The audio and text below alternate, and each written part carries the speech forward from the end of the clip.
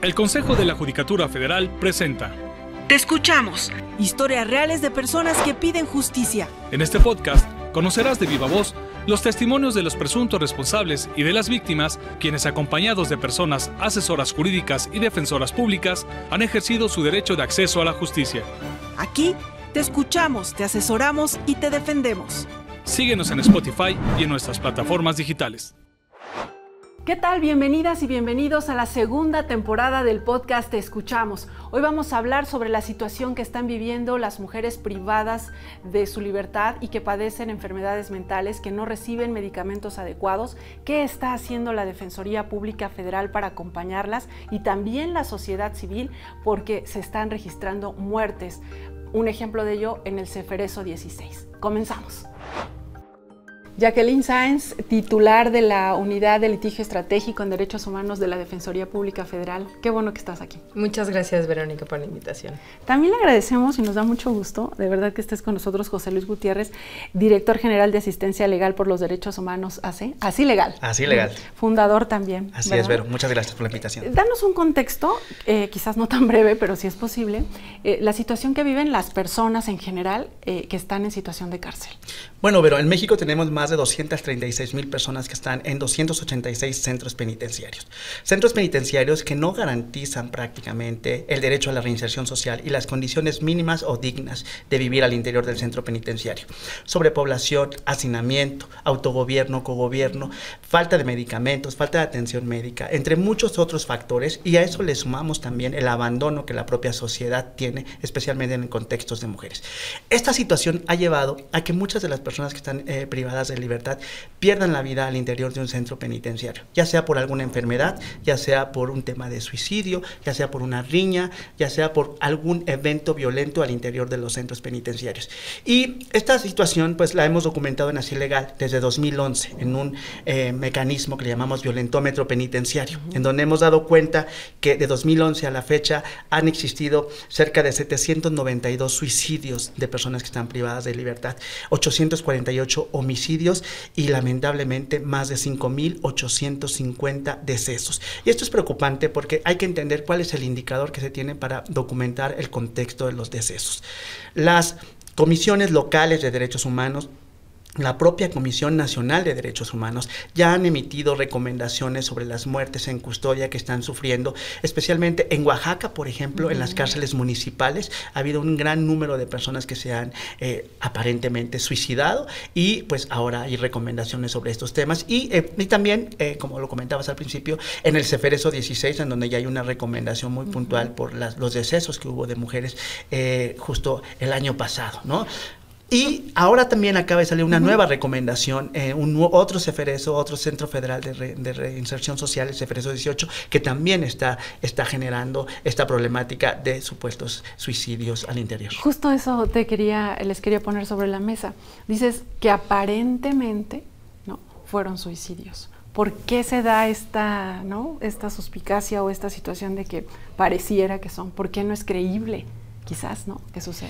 Sí, es muy importante contextualizar las muertes en custodia. El relator sobre ejecuciones extrajudiciales de la Organización de Naciones Unidas, justo hace aproximadamente un año, emitió un informe sobre esta temática, ¿no? Entonces, señalando que las muertes en custodia deberían de ser prevenibles y que además las tasas de suicidio son muchísimo más altas de la población en general. Quiere decir que las autoridades están siendo omisas en el no tan peor de los casos, están incurriendo en omisiones, pero además esas omisiones que las están llevando a presumiblemente quitarse la vida, incurren en una responsabilidad de las autoridades por no prevenir y por no garantizar la vida y la integridad de las mujeres que están. Sin embargo, también se ha puesto el énfasis en la necesidad de primero descartar que hayan sido suicidios, ¿no? Es decir, siempre tendríamos que sospechar de estas muertes y tratar de deslindar las responsabilidades posibles para efectivamente decir, ok, si no hubo la acción de un agente ahí al interior y no se cometió por alguno de los funcionarios, entonces ahora veamos cómo por omisión, por faltar al deber de garantía, están ocurriendo estas muertes. ¿Ustedes qué casos han documentado? Mira, hemos documentado varios casos sobre estas problemáticas, de varios casos que hemos acompañado de mujeres que han tenido padecimientos médicos y que el propio sistema penitenciario no les da la atención adecuada y que por lo tanto pues llevan al deceso de estas personas, ¿no? Pero creo que hay que identificar un efecto diferenciado que hay en las muertes en custodia de hombres y de mujeres, y ese efecto diferenciado creo que sale muy, muy claro del análisis. ¿De quién se registran más hombres o más mujeres? Fíjate que hay por el número de población que está privada de libertad, evidentemente hay mayor deceso de hombres, pero intentamos que las mujeres son solo el 5.7% de la población que está privada de libertad. Pero las causas, creo que es algo que hay que atender. Las causas que se dan en las muertes o suicidios, homicidios de personas, de hombres privados de libertad, tiene que ver más con el tema de la violencia, el hacinamiento, la sobrepoblación, el cogobierno y autogobierno. Mientras que en el caso de las mujeres tiene que ver más por la falta de servicios, la falta de contactos con el mundo exterior, la falta de medicamentos, la depresión que les genera el abandono que la propia familia y la sociedad les ha dado. Entonces podemos identificar claramente, y sobre todo se ve esto muy bien en las recomendaciones de la Comisión Nacional de Derechos Humanos, que en donde documenta la muerte de mujeres, prácticamente hace una documentación de la ausencia de servicios de atención médica, de atención ginecológica, de atención de contacto con el mundo exterior, las llamadas telefónicas hacia su familia, las llamadas telefónicas hacia su defensor, mientras que la otra recomendación habla de la violencia que viven al interior de los centros penitenciarios, ya sea por la propia custodia penitenciaria o los propios internos que viven dentro del centro penitenciario que puedan tener el control. Entonces, este es el enfoque diferenciado que podríamos identificar en las muertes en custodia y que creo que es importante analizar porque hay que entender que uno tiene que ver o se puede mitigar con el respeto y garantía de los derechos humanos en el caso de las mujeres, y el otro tiene que ver con también el respeto y garantía a la integridad física y psicológica de los hombres en términos de la seguridad que debe tener un centro penitenciario. ¿Podríamos hablar entonces que se trata de negligencia de las autoridades porque son muertes que se pudieron prevenir? Pensando en esta parte que decías de que están padeciendo ansiedad, que ya le dijeron necesito los medicamentos. Sí, en el caso del Ceferezo 16, que es, ya lo hemos mencionado en otros espacios, es el único Centro Federal de Readaptación, se llama, es el nombre, tendría que ser de reinserción social, exclusivamente de mujeres. A nivel local habrá otros centros, pero a nivel federal es el único. Eso significa que también, no solo por delitos federales, sino también local están mandando a muchas mujeres, y esto es la ubicación es en una población en el estado de Morelos, que está bastante alejada y de difícil acceso, lo cual trae un montón de estas situaciones que ya nos decía José Luis. Sí, por si nadie, ahora imagínate a alguien que vive en Ciudad Juárez, su proceso lo está llevando allá, tiene muchísimas implicaciones, no solo de rompimiento de lazos familiares, sino también en la posibilidad de defensa y de seguir el juicio ahí. Ahora, desde la Defensoría Pública hemos puesto mucho el acento en el Ceferezo 16, no solo porque, digamos, por una competencia federal nos corresponde, sino también consideramos que ahí las condiciones y estos impactos diferenciados hay que poner el ojo también desde una perspectiva de género.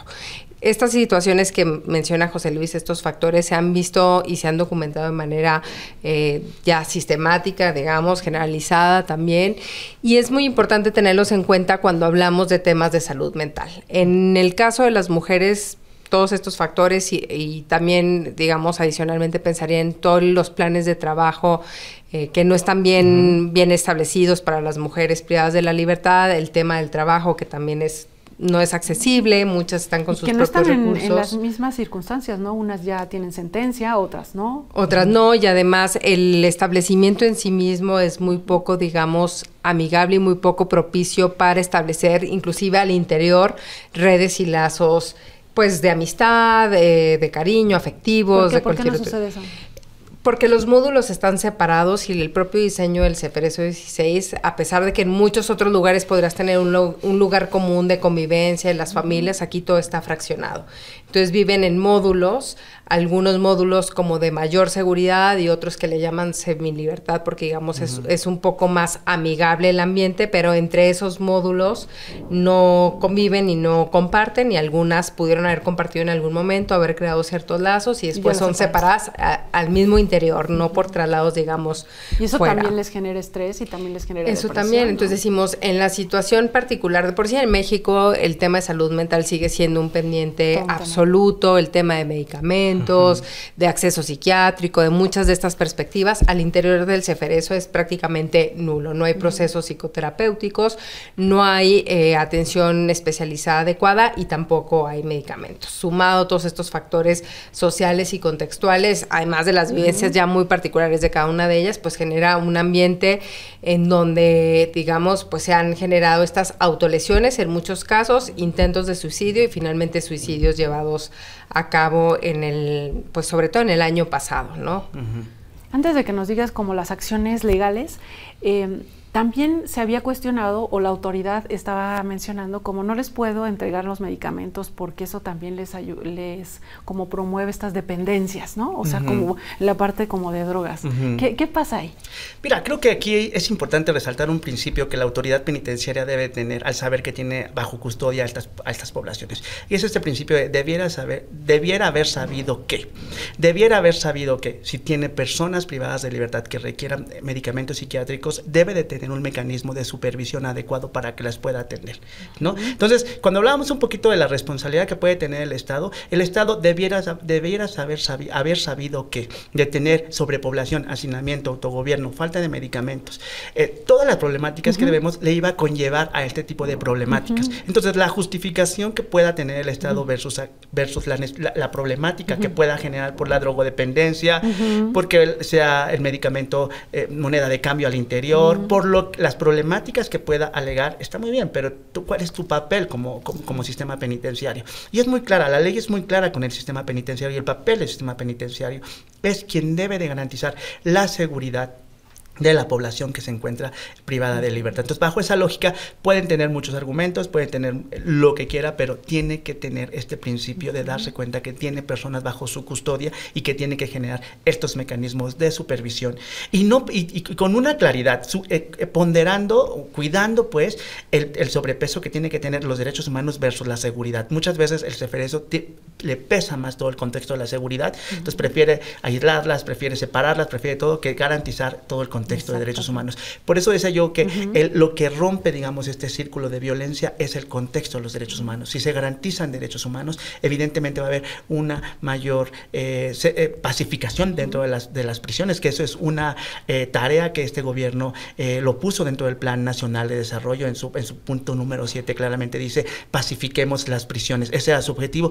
¿Cómo las vamos a pacificar? Garantizando derechos humanos. Pero eso no ha pasado. Lo que se ha hecho es mano dura al sistema penitenciario, aislamiento, falta de medicamentos, falta de todo lo que ya platicamos, claro. Y que entonces eso conlleva a este gran estrés que viven las personas privadas de libertad, que como bien dice Jackie, pues llegan en contextos de tratándolas con dignidad. Así, ¿no? Es. Ahora pasando a esta parte de las acciones legales, ¿qué es lo que está haciendo la Defensoría Pública para darle seguimiento un poco a lo que ya pasó, ¿no? Para que se deslinden las responsabilidades y por otro lado, pues asesorando, defendiendo para que no ocurran?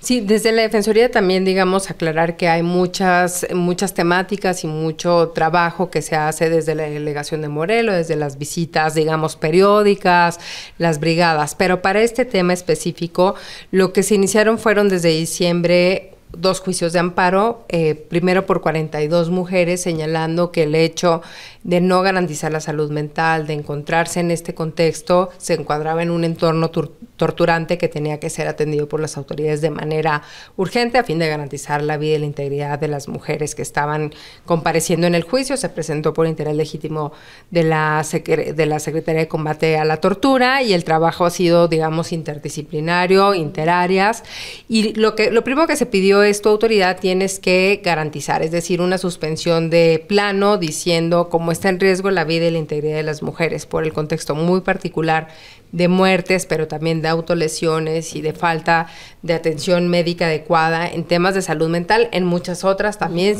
ginecológica, por ejemplo, inclusive para las pediátrica para las mamás que tienen a sus hijos e hijas ahí al interior, pero digamos aquí el foco era sobre todo que estaba propiciando esta situación y que tenía que ser atendida porque no había un plan, ¿no? A pesar de que la Ley Nacional de Ejecución Penal sí establece los protocolos de prevención del suicidio y muchos otros, y establece también la obligación de otras autoridades como la Secretaría de Salud, vemos que en los hechos eso no se está instrumentando.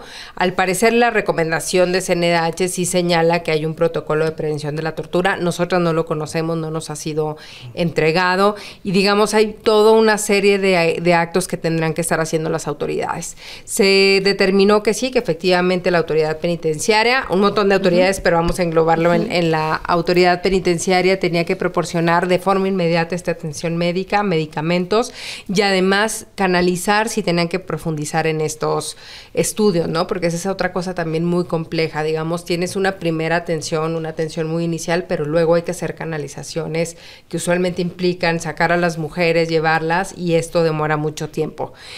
A ese juicio siguió otro también por 16 mujeres, en total son 52 las que estamos representando, más o menos en los mismos términos, pero cada uno ha seguido un curso legal distinto dependiendo de los criterios de cada uno de los juzgadores en donde se ha radicado. Por ejemplo, en este que te estaba contando, en este primero que se presentó, dijimos, a ver, si está esa orden a la autoridad penitenciaria que inmediato tiene que actuar en lo que transcurre todo el juicio, que puede durar 1, 2, 5 años, pero no está cumpliendo. Entonces tú ahí tienes otro incidente que presentar para obligarles. Eso se presentó, se ganó.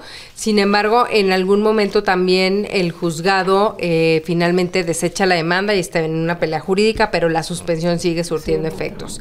En el otro caso, por ejemplo, hay otra cuestión también interesante que hemos insistido mucho en estos esquemas penitenciarios en donde las empresas están teniendo también un papel, están jugando un papel tanto en la provisión de servicios médicos, alimentarios, la empresa seguridad. Porque se trata de un servicio privado. Porque pues los ceferesos, y no estoy muy segura si también los estatales, están transitando luego a modelos que a veces decimos como de privatización, en donde se generan algunos contratos bastante atípicos, no ilegales, pero atípicos, es decir, con unas complejidades muy fuertes sobre el capital que ahí se está poniendo, y al final pues es negocio para muchas personas empresarias invertir ahí el capital, y ya los acuerdos en lo particular varían sobre qué servicios se prestan en una otra. ¿Qué implicaciones tiene esto?